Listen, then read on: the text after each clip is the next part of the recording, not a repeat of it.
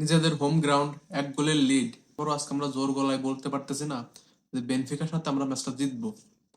এখন এরকমটা হওয়ার কারণ কি? প্রথমত এমবাপে ইনজার্ড, বেলিংহাম নাই, রদ্রিগো নাই, ডিন হুজেন নাই।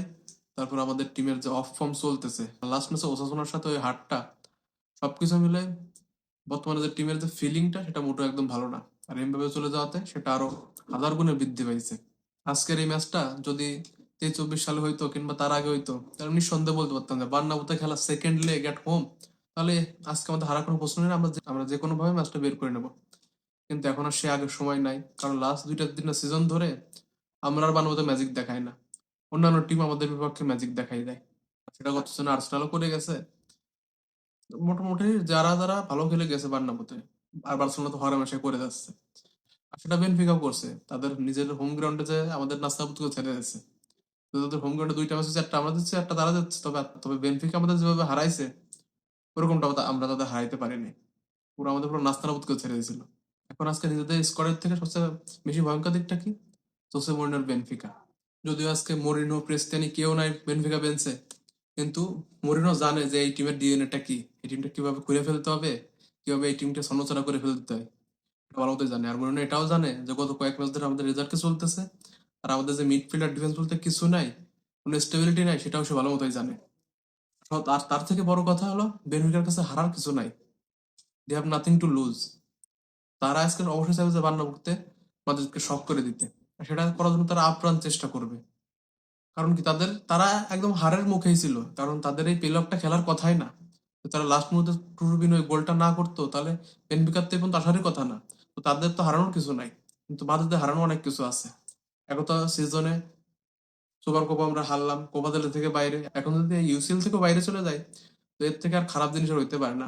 আমরা আবার সেই 18-19 সিজনটা রিপিট করতে যাচ্ছি বেসিক্যালি, এরকমটা হচ্ছে। এখন বর্তমানে আমাদের টিমের সমস্যাগুলো কি কি? ডিফেন্সে প্রতিটা ম্যাচে ভুল, প্রতিটা ম্যাচে ডিফেন্স নড়বড়ে, আর কোনো ডিফেন্সিভ প্লেয়ার নেই, ডিফেন্স একের পর এক ইনজুরি হয়েই যাচ্ছে। দ্বিতীয়ত এমবাপের উপর অতিরিক্ত নির্ভরশীলতা। যে ম্যাচে এমবাপে স্কোর করে না, পারফর্ম করে না, সেই ম্যাচে টিম মুখ থুবড়ে পড়ে।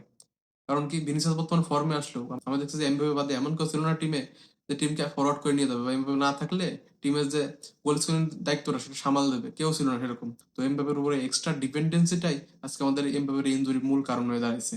তারপরে থাকে আমাদের মিডফিল্ডে কোনো কন্ট্রোল নাই। মিডফিল্ডে আমাদের 4জনকে দাঁড়া করে রাখে, কিন্তু মিডফিল্ড বলতে কিছুই থাকে না। দুজনের আমরা ইউ শেপে খেপে যাই। আমাদের চারপাশে সব প্লেয়ার থাকবে, কিন্তু আমাদের মাঝখানে ফাঁকা, আর অপোনেন্টের জন্য 2-3টা শট পাসে আমাদের মিডফিল্ড ডিফেন্স ফাঁকা করে দিয়ে কাউন্টার অ্যাটাকে চলে আসে ইজিলি। এটা লাস্ট ম্যাচ ওসাসুনাও করছে। আর বেনফিকা তো কুইক কাউন্টার এসে খেলবেই।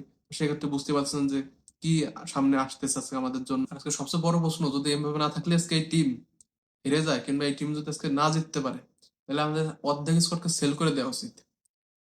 এত এত নামি দামি প্লেয়ার তো রেখে লাভ নেই, যদি তাদের তোর স্পিরিটটা না থাকে, যদি তাদের এরকম একটা, যদি একটা প্লেয়ার বাদে এরকম টিম মুখ থুবড়ে পড়ে বারবার, তাহলে এরকম প্লেয়ার রেখে লাভ নাই। এত অ্যাটাচমেন্ট দেখায়ও লাভ নেই। সবাইকে সেল করে দেওয়া হোক, বাকি নতুন করে টিম রিবিল্ড করা হোক, যদি আজকে যদি আমরা না জিততে পারি। এখন যদি আসে বেনফিকার কথায়, বেনফিকার প্রথম শক্তি হলো জোসে মরিনো, তাদের কোচ। তাদের এমন একটা কোচ যে কখনো মানে কোনো ভেজাল করতে গেলেও বাঁধবে না। আর বেনফিকা আজকে অবশ্যই যাবে, কারণ বেনফিকা জানে যে আজকে রিয়াল মাদ্রিদের 4টা প্লেয়ার যারা একটা করে কার্ড পায়, তারা পরবর্তী ম্যাচের জন্য সাসপেন্ডেড।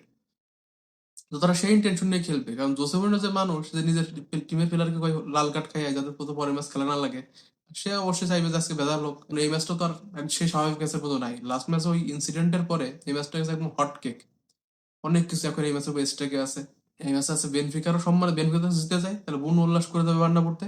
আর রিয়াল যদি আজকে জিতে যায়, তাহলে কিছুই হবে না, আমাদের শুধু একটা ম্যাচ হবে। আর একটা হালকা একটা প্রতিশোধ হবে বেনফিকার উপর, আর বর্ণবাদের উপর একটা প্রতিশোধ হবে, এছাড়া কিছুই না। ফার্স্ট অফ অল আজকে বেনফিকা শুরুতে চাইবে যে আমাদের উপর চাপ প্রয়োগ করতে, প্রথমে গোল আদায় করতে চাইবে, প্রথমে একদম কাউন্টার প্রেস করে ঘিরে ধরবে, এরকমটাই চাইবে তারা। কারণ কি, তাদের তো একটা গোল মাত্র দরকার, তারপর তারা সমতায় চলে আসবে। তো সেক্ষেত্রে তারা অবশ্যই চাইবে যে একটা গোল করে দ্রুত আমরা সমতায় চলে আসি। আর কাছে খেলবেও বাঁচা মরার লড়াইয়ের মতো।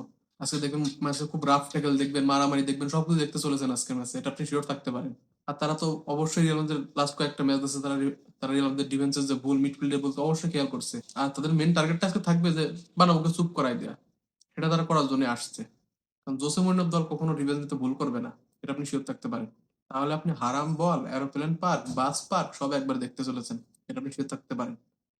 এখন সে আমাদের টিমের কথায় আজকে অবশ্যই ভিনিসিয়াসের উপর এক্সট্রা দায়িত্ব থাকবে, কারণ ও বাদে আজকে টার্গেট ম্যান আর সেরকম কেউ নাই। আর আজকে এমবাপে না থাকাতে একটা সুবিধা কি, আমাদের অ্যাটলিস্ট বক্স প্রেজেন্সটা থাকবে। এমবাপে থাকলে আমাদের যে বক্স প্রেজেন্স থাকতেছে না এই সিজন ধরে, কয়েকটা ম্যাচ বাদে, সেটা আমি দেখতেছে। এমবাপে আজকে থাকবে না, সেক্ষেত্রে আজকে আর্দাগুলোর এক্সট্রা দায়িত্ব নিতে হবে, কারণ গঞ্জালোকে সে ভালো বল প্রোভাইড করতে হবে তাকে। আমাদেরকে ভিনিসিয়াসকে এক্সট্রা দায়িত্ব নিতে হবে, কারণ he is the main man for us today. যেহেতু আজকে বেলিংহাম নাই, কেউ নাই, সেহেতু ভিনিসিয়াসকে অবশ্যই মেন ম্যান দায়িত্ব নিতে হবে। আর একটা প্লেয়ারের উপর এক্সট্রা দায়িত্ব থাকবে, সেটা হলো ট্রেন্টের। কারণ ডিফেন্সের যে প্রেশারটা আসবে, সেটা সেই প্রেশারটা ইউজ করে একটা বল সামনে ফরওয়ার্ড করা, মুভ থ্রু বল দেওয়া, এটাকে অবশ্যই এই কাজটাকে ট্রেন্টকে অবশ্যই ভালো মতো করতে হবে, তা নাহলে সমস্যা। অন্যদিকে আমাদের ডিফেন্সে থাকবে অবশ্যই রুডিগার এবং রাউল হানসো। যদি রাউল হানসো ইনজার্ড, সে আজকে কেমন করবে সেটা নিয়ে আমি খুবই কনসার্ন।